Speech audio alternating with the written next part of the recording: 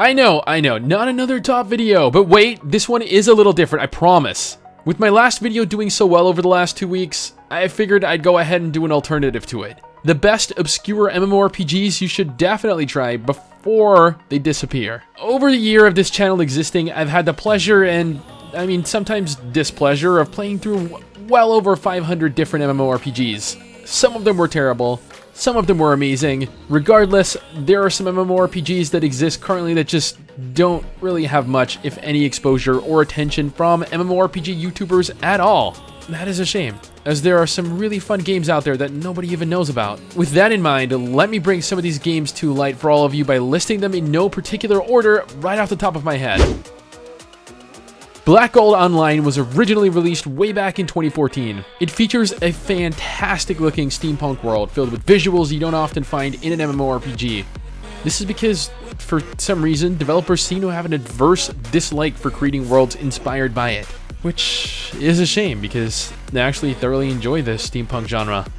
Now, not only is the game world wonderful to look at, not as opposed to something like Black Desert or Blade and Soul, but for a more traditional MMORPG, the character models are beautiful as well. The majority of the races in this game are actually really beautiful to look at, and if only the combat were as good as the game looked.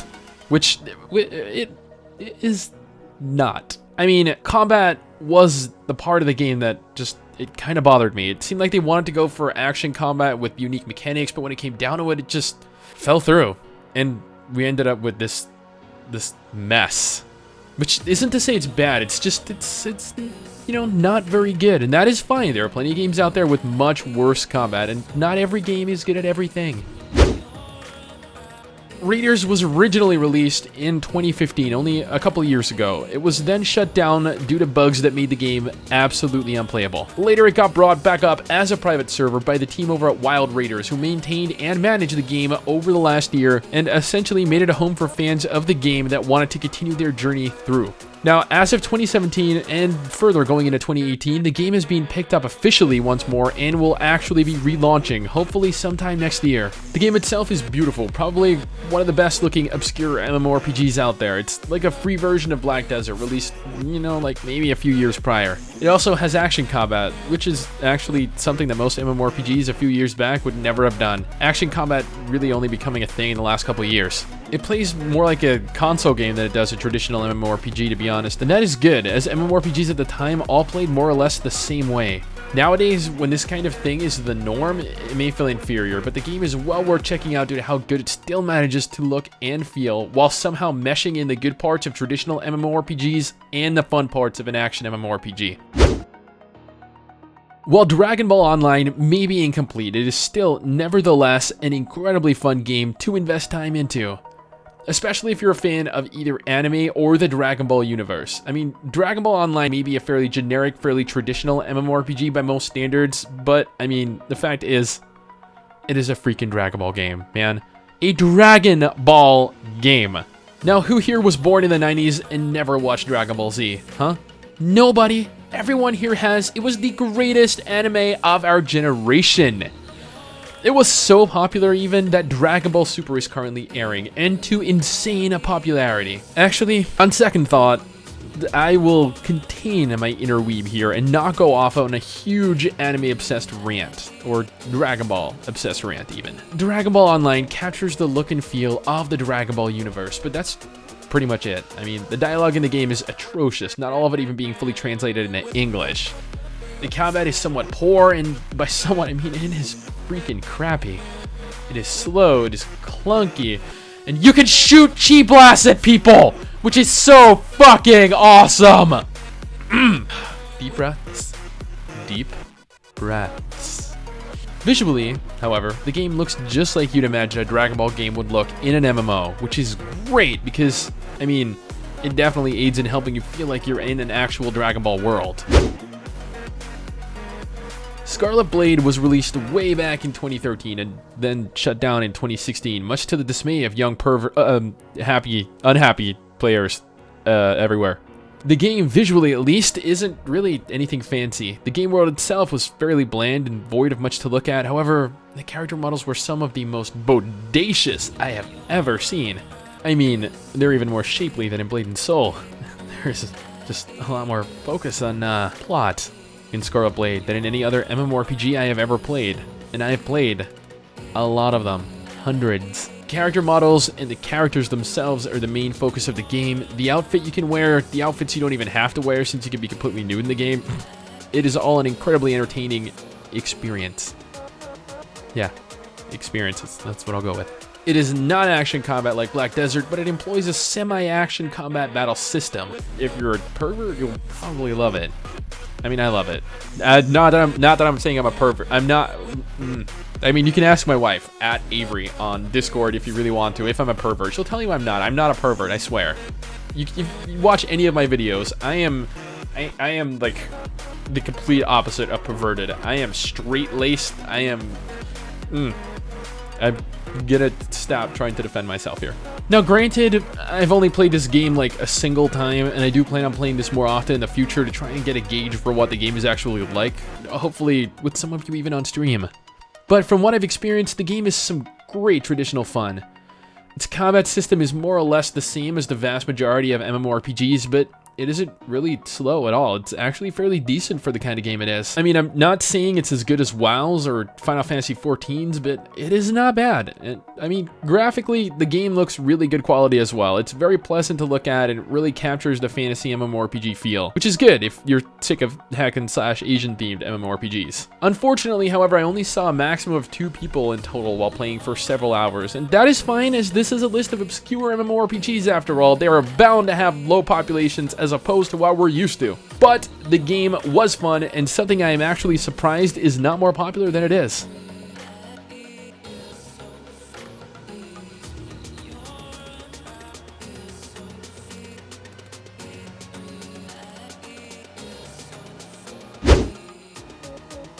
Probably the only isometric MMORPG I'll list here, as I'm not really a fan of them. Devilian was released all the way back in 2015, so I'm sure you're wondering why it's actually obscure if it was released that recently, right?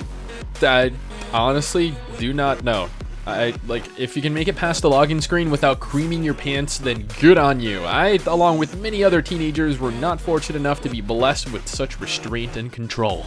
There isn't really much character creation in the game, but the characters you can make look about as good as the characters in Terra, which is surprising since the game also semi-resembles Terra, which I had actually commented on in the video we did for Devilian originally. And it was also pointed out to us that the game was designed by the team that did in fact design Terra. The combat in Devilian works, pretty well. It's actually really good, entertaining, and surprisingly good quality considering it's a free-to-play isometric MMORPG. I mean, it isn't up there with Path of Exile or Diablo 3 quality combat, but it doesn't detract from the fact that the game actually looks and feels great. It follows the same generic formula that every other isometric MMORPG seems to follow, so I can't really comment on its originality, but the game overall is a lot of fun to play through. The only martial arts inspired MMORPG in this list, Swordsman, is, well, the best way to really explain it would be that it's like an older attempt at a more Chinese-inspired Blade and Soul. It has a similar feel, has a similar emphasis on martial arts, story, the death of an old man that pushes you to really become the hero that everyone knew you could become. Actually, upon hearing this back, the game is actually much more reminiscent of Blade and Soul than I originally thought. Although, if you actually look at the game, if you actually look at how the game plays, the game world overall, it is much closer to Revelation Online. Just not the plot, Now, Swordsman was supposed to compete with Age of Wushu, and while it definitely isn't as large as Age of Wushu, it both looks and plays better than its competitor. Swordsman has also been around for a couple years, so unlike MMORPGs these days that close down faster than they launch, you can at least be sure that it is, for the foreseeable future, still somewhat safe. I remember when Perfect World used to be packed. Like, immensely packed. I spent years playing that game. I burned through thousands of dollars on cash up items and in-game gold. Those were the days. Back when I was still a teenager, back when I had no cares in the world outside of who I wanted to gank today. It is a shame to then see the kind of game Perfect World has become today, and the population numbers as well. But again, this is about obscure MMORPGs. MMORPGs that aren't really played anymore for whatever reasons. No need to reminisce about my love for this game. Perfect World, even to this day, has quite an extensive character creator, better than like 95% of MMORPGs released in this day and age, and although it doesn't look as good graphically, you cannot say that it looks bad by any means. The game looks beautiful, especially the new zones and the new races that are added every year or two. Unfortunately, the gameplay is definitely not as good as the game looks, and it shows its age. Combat in Perfect World is slow, and although not terrible, the latency problems present when playing from anywhere outside the US make for a second or two delay. It really messes with your ability to PvP, which is a large part of the game. Like, as Perfect World also offers PvP servers that essentially offer open world PvP, which you can only escape through like fleeing into towns or cities. So while not the greatest MMORPG, it is definitely worth trying, if only to experience some fun open world PvP and great character customization that you probably haven't already. An older anime MMORPG released way back in 2004, Flyff has somehow remained relevant, even if only a little, over the last 13 years, and has yet to suffer the eventual death that many an MMORPG in this day and age have suffered. It is one of the older MMORPGs that I actually believe are worth playing still. Like, both Wiggy and I have played through quite a bit of Flyff, and have enjoyed all of it, even if the game requires an immense amount of grinding. But then again, back when Flyff was a relevant MMORPG, grinding was actually a big thing. Like, people used to love grinding in MMORPGs, just like Perfect World. They used to eat it up. They would spend like 12 hours a day just grinding shit, like, you know, very dedicated players. But these days, people would rather do the same quest with a different name in a different region repeatedly until they reach max level. Kill this monster 10 times. Bring me 10 of this monster's teeth. You know, the usual. Well, actually, with Black Desert Online being the only exception of a current gen, or as close to a current gen MMORPG as you can get, as Black Desert is actually all about grinding. The graphical style of Flyff is still better than the few other anime MMORPGs released around the same time that are still online, and the combat, well, the combat is, you know, more or less what you'd actually expect.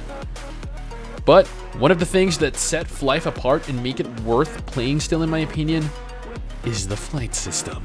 Something definitely missing from many MMORPGs. I mean, that isn't the only reason, but I mean, dude, you can fly.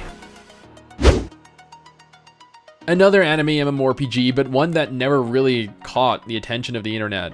I mean, I saw advertisements for Onigiri everywhere for what seemed like years, but never really tried it out until earlier this year. It's actually an action anime MMORPG, something that you don't really see anywhere outside of like Soul Worker or Closers. However, Onigiri isn't really instanced in the same way as the aforementioned games, as there is actually an overworld. While Onigiri doesn't really play as good as action MMORPGs like Soul Worker or Black Desert, it plays well enough to enjoy cutting your way through enemy monsters, something that you'll likely spend all your time doing, as it is an MMORPG after all. Graphically, the game world itself could use some attention. Character models are pretty nice to look at, very pleasant, and they work well with the game. Outside of Soul Worker, which is yet to actually be released, and really captures what makes anime MMORPGs fun to actually play through. Combat is well done for a game in its niche, and the graphics are they are fantastic. I would absolutely recommend this to anyone at all that is interested in anime MMORPGs. Absolutely adorable game. Once one of the most played MMORPGs on the market, Lineage 2 fell into the shadows with the release of like better looking, better playing MMORPGs. Still very entertaining, Lineage 2 offers a more traditional old school fantasy MMORPG feel that these days is just missing from MMORPGs. Which is unfortunate, as people these days find it difficult to actually dedicate time to MMORPGs, and this could very well be one of the reasons why. Lineage 2 is a very pretty game. Character models look fantastic, and you can tell why people fell in love with the look and feel of the Lineage world when you experience both the visuals and the gameplay. The only game of its kind that I have ever had the pleasure of playing. Bloody, gory, immense fun going around and just picking fights with monsters as you don't know what limb is going to come flying off next. Requiem is a very generic, very traditional MMORPG at its core, featuring the same combat found in most MMORPGs, the same slow, boring combat that made you try out action MMORPGs for a change of pace. It also doesn't really have an amazing graphical look and style either. Instead, the game does something different. It offers a unique, dark, apocalyptic story packed full of monstrous NPCs ready to ravage you. However, I mean, the thing that sets it and its combat apart from all the other MMORPGs is its combat. Which, I get, it doesn't make sense. Let me elaborate.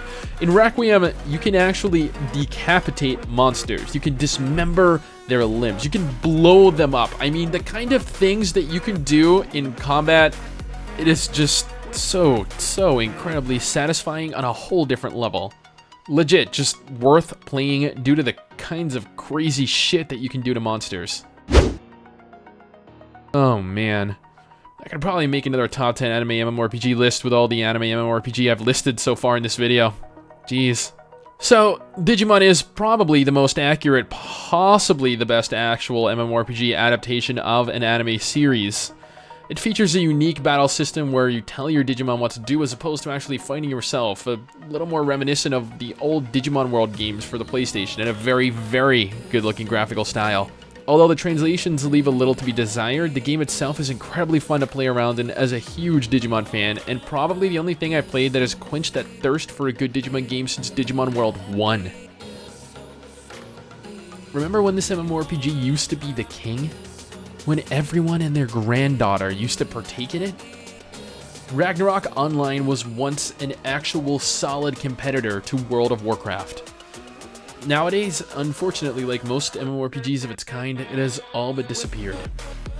That is quite a shame though, as going back to Ragnarok Online brings back a lot of memories. Actually, no, wait, never mind. I never played Ragnarok Online when it was popular, but I've heard it was amazing. By today's standards, it may not be. However, its adorable sprite, graphical style, and unique combat system leaves you being very entertained. Unless, of course, you're not a fan of the combat style it employs, in which case you'll probably hate the game. Regardless, I wish games like Ragnarok Online would actually rise in popularity again. Woo! I feel like maybe I should go ahead and stop there. Why? Because after checking, this may end up being one of my longest top videos ever, and I'm not even done yet. I mean, there are other obscure MMORPGs that I wanted to list here that have piqued my interest, but this list will just have to do as is for now. If you'd like a follow-up to this, a part 2 as it were, then let me know in the comment section down below. Anyway, that is it for me, guys. Later.